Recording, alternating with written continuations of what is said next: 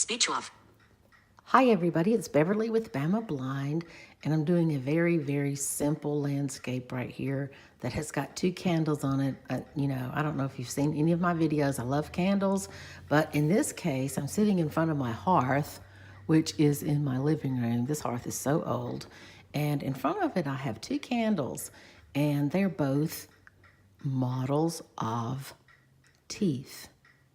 And I know some of you have seen some of my other videos, which I explain that my husband is a dentist. And this video, I just want to explain that I have not accompanied my husband this year to his dental conference, which is in the next state.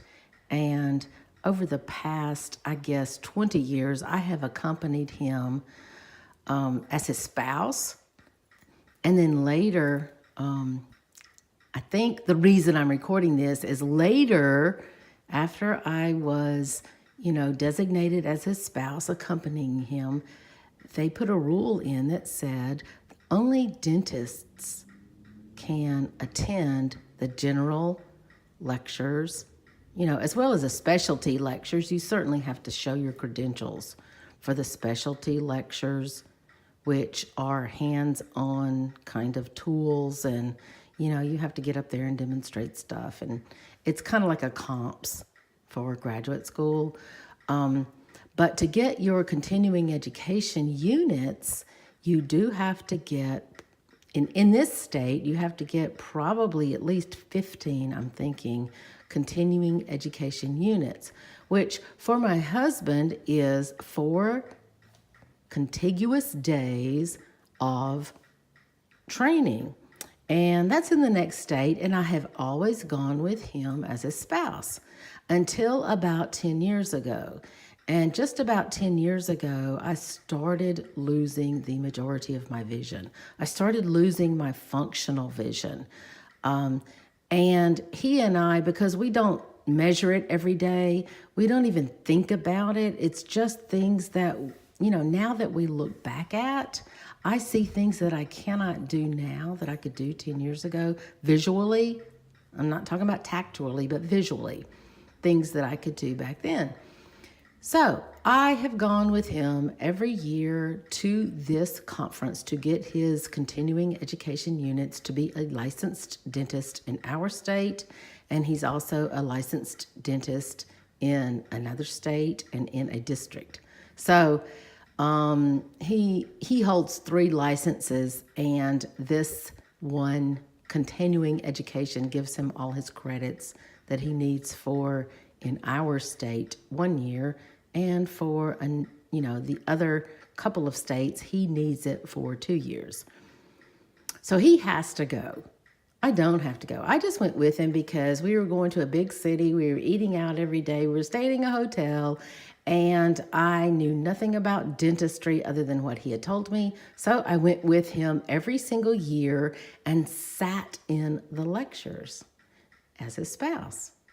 And to get into the building itself, you have to have a name tag and a badge, which is great because it's security. Until about 10 years ago, when they changed it to only dentists could attend the general lectures. And so, of course, my husband was a dentist. And knowing that I had gone for the last 15 years, I don't know how many years I've gone. It just seems like forever. But anyway, he decided that I would become a retired dentist.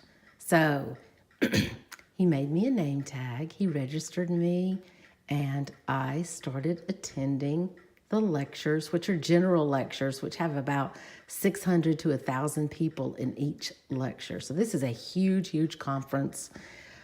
There's usually about 8,000 to 10,000 attendees, and most of those are dentists. So anyway, he had me attending the general lectures, and to entice me, he said, okay, you can pick out half, and I'll pick out half. I really have half of these that I really, really need because I don't know. And the other half you can pick out because you're going and it needs to be interesting to you. So I would always pick out lectures about women's health, that pertains to dentistry, pharmacology, which pertains to dentistry, maxillofacial pain, which many people are exposed to, and I've just talked to people in general who have that, so I wanted to learn more about that. One was called Canine Guidance, and I thought, oh my gosh, this is about Gretchen, this is about blind people.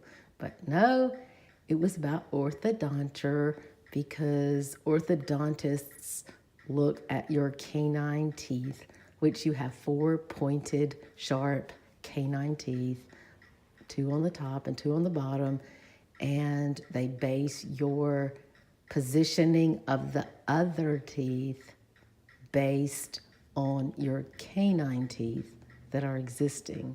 So this lecture particularly was called Canine Guidance, and unfortunately I got into the lecture and realized it had nothing to do with seeing eye dogs or guide dogs for the blind or anything like that. It had everything to do with wires and brackets and trajectories and physics. And so I was totally bored. One lecture I was not bored at is one of my husband's friends, who is a dentist in Nashville, had a lecture, and at the beginning of the lectures, while we're all filing in and sitting down and everything, the presenter usually has something of their own interests, and it could be video games, it could be history, it could be music, it could be anything. Well, this one particular dentist said, my interest is music. It's specifically country music. And yes, I play the guitar, and but that's not my forte. My forte is I am a renowned dentist. My daughter is a dentist. My brother is a dentist. And I really wanted my son to be a dentist. And he's not a dentist. So he said, that really would be a discouraging factor, especially with a parent. From a parent's perspective, that could be discouraging. But then he started putting up the videos, so we all were filing in, and lo and behold, we were listening to music from Lady Antebellum. Well, it just so happens that this presenter had a son named David Haygood. And David is one of the renowned members of Lady Antebellum. But several years ago, when I was at this particular dentist's lecture, he just said, I want you to watch out for this Nashville group called Lady Antebellum, because my son has decided, unbeknownst to me, that he's going into music. So I know this dad, who's a renowned dentist, who's making lots of money, going on the circuit and practicing. He's got an awesome practice. I know that he, has made enough money for him to retire and to probably put his kids and grandkids through college. And his initial thought was, I can't let my son go into music. And lo and behold, his son is like major in the music industry. So anyway, that was one of those stories. But I've gone with my husband for 20 years to this dental conference. Now, this is about the 4th year that I have not attended. And there's a specific reason that I have not attended. And I think I have the courage now to share that story. I'm still panning in on the teeth, the candles, they're called bicuspids, because they have like 4 points at the top, and they're like behind your wait, I'm feeling of my tongue. They're like behind your bicuspids, your like tricuspids or the back molars, basically. I have learned so much about dentistry. You just wouldn't know about orthodonture and periodontics and endodontics. And you just don't want to know because unless you're a dentist, it's very boring. I've never seen a blind dentist. I really haven't. So that's why I'm telling this story. If you guys have seen a blind dentist, more power to you. That's wonderful. I don't think as a blind person I would be going to a blind dentist. But for many years, every single year in March, my husband goes to this same conference. 10,000 dentists. And every single year he gets his continuing education units and he has to submit those to the states that he's licensed in currently. And so for years and years I went with him. Then they decided, okay, you got to be a dentist to attend the general sessions. And I knew I wasn't a dentist, so I said, okay, I'm not going. And he said, no, I know you enjoy this, and you're signed up for, this lecture and that lecture. And they were super lectures. They're always really, really good, top-notch, cutting-edge science lectures. And they're made for people in the profession that understand what they're doing. So I said, no, I really want to go. So each year that I go, it's in the same place. It's in the same humongous conference center that holds 10,000 people. And every year I could tell that I was losing more and more vision. It's so hard when you have an insidious condition like mine, which is retinitis pigmentosa, or it's really called cone rod dystrophy. It's the same thing as retinitis pigmentosa, but it's just inverse. But anyway, every year when I went, I could see less and less of what I could see the prior year. I don't really notice that in my home environment because my home environment I see daily, hourly, minutely. I just see it all the time. So I don't really notice that I am I don't have any measure other than going to the eye doctor, and I do go to the eye doctor regularly, but they don't do a subjective visual acuity test because they know I don't have measurable visual acuity. So anyway, let's get back to the story. Going every year to this dental so my husband can keep his licensure in 3 different states, 3 different jurisdictions. It's extremely important to him. And I go because I like the restaurants and, I like walking around the town and I just like the environment. And, I didn't have Gretchen, I had a cane. And every year I would go, he had to make me a name tag that said retired dentist. And of course it had my name on it. And he said, well, let's just put your maiden name on it so that that's, it's not really blatant as to who you are.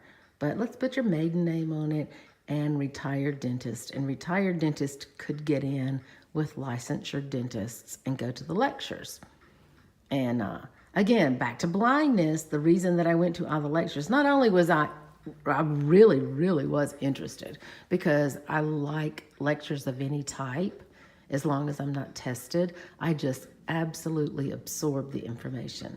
But in this case, I was going with him and then we would go to lunch and then we walk around the town. Then we go to another lecture. Then we go to the exhibit hall. Then we go to dinner. And, it was just a nice getaway. So for the longest, I did that. I didn't want to stay in the hotel as a blind person all by myself all day long and be so limited because my cane skills were not that acute that I could just go exploring around a town that I had never been. So anyway, I went with him every year. Every year I saw a decrement in my vision. every year it was kind of bittersweet as I came back and I thought, gosh, I couldn't even see, like the atrium. I couldn't see the four walls of the auditorium that we were just in last year. And the worst thing was, every time you have to go to the restroom, and I know, you don't have to tell me, I know every single one of you that are visually impaired, like have significant visual impairments, going into a public restroom is like a nightmare because they are not laid out the same, and you don't want to go groping around because you don't know what you're going to find.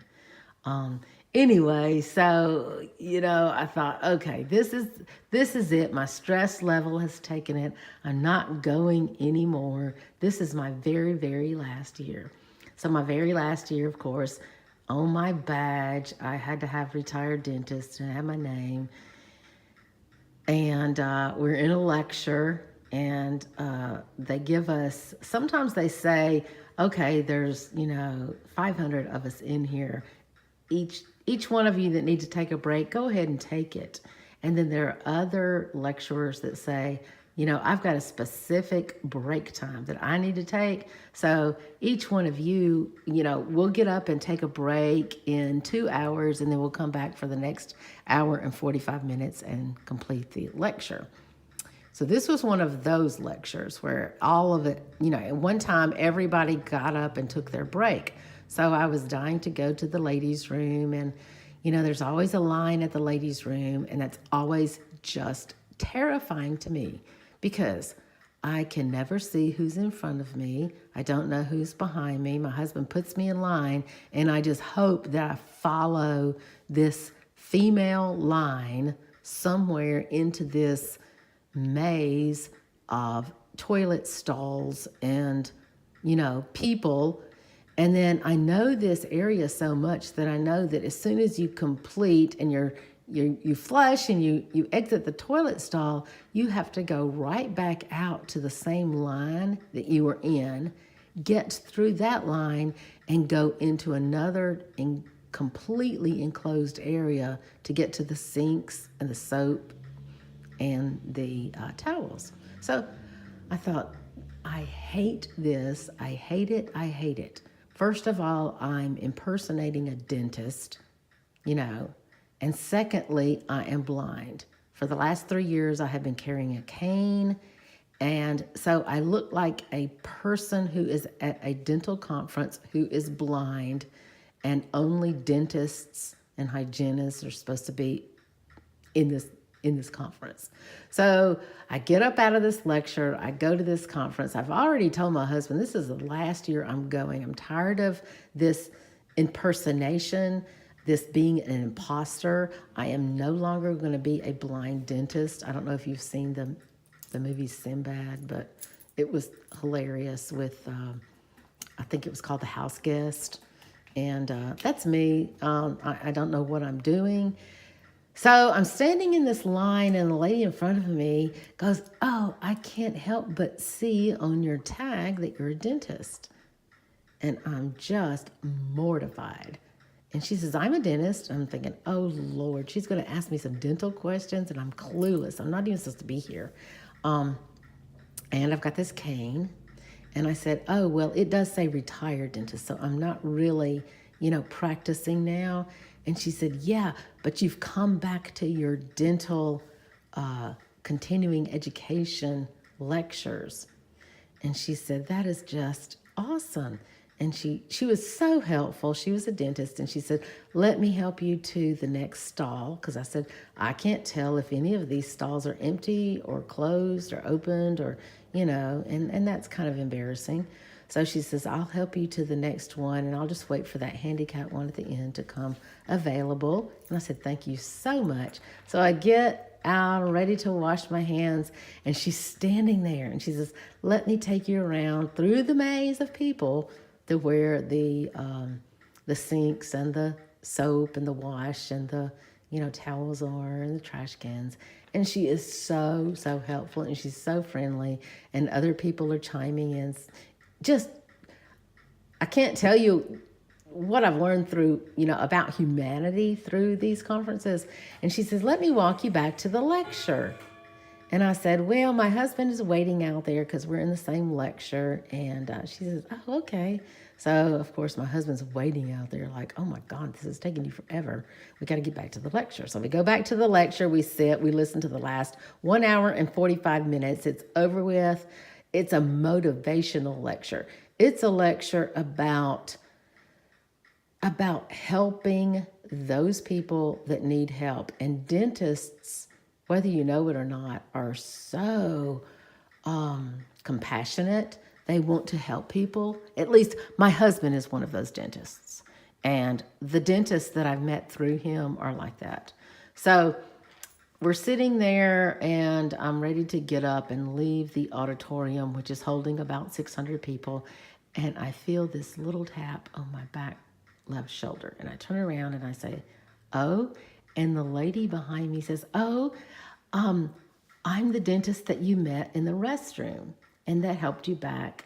And I said, oh, yeah, you're in the same lecture. And she said, yes. She said, I'm here and my entire staff is here. And we're sitting on the second to the back row back there. And just about that time, I saw her put her hand up to her face and she was sniffling. And my husband poked me and he said, why is she crying?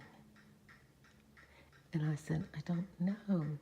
So she continues to tell me, hey, I have got my entire staff here at the back of, the second to the last row. And she kind of points to them.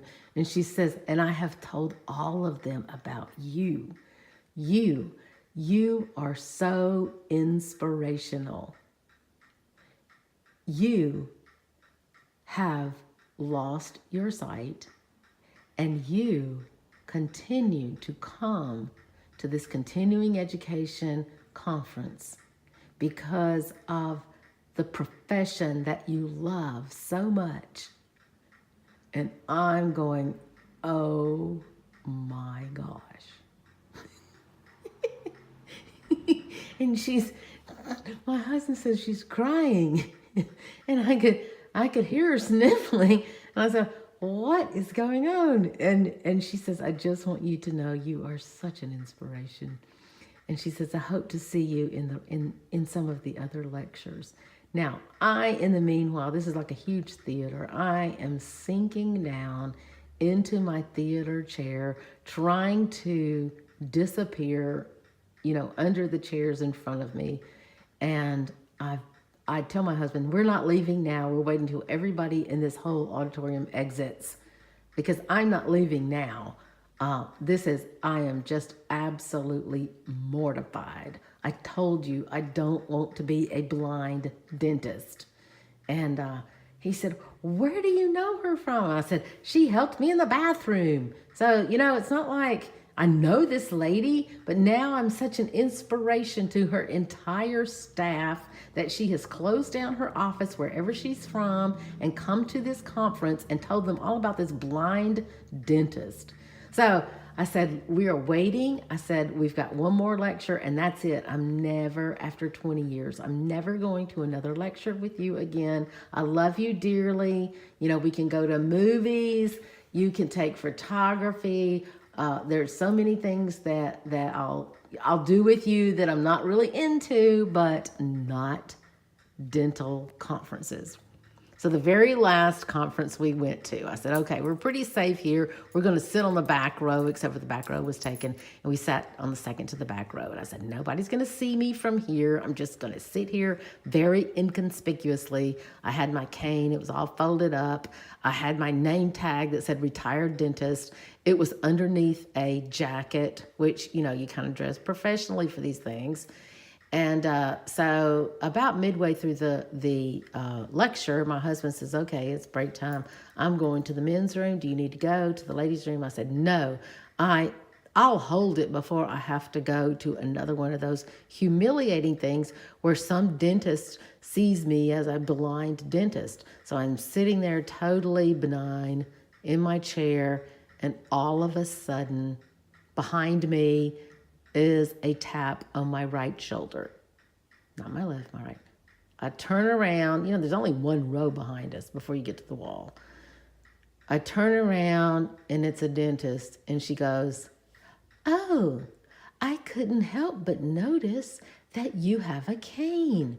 When you came in and you folded it up and you put it down with your books and your papers." And I said, "Yes, I have a cane." I said, "Yes, I'm here with my husband. He's getting his CUs." And she pulls my jacket aside and reads my name tag. It says retired dentist. She says, "Oh, you were a dentist?"